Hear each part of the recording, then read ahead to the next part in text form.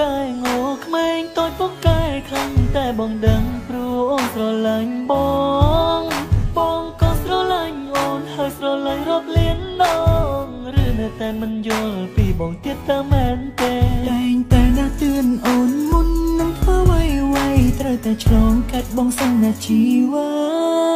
បងមិនមែនជាមង្តាតែបងគឺជាសង្សារតែល្អព្រោះចង់ឲ្យអូនដើរផ្លូវត្រូវសន្យាបានពេលថានឹងនៅក្បែរបងរហូតកុំទៅណាឆ្ងាយពីបងតើអូនដឹងទេ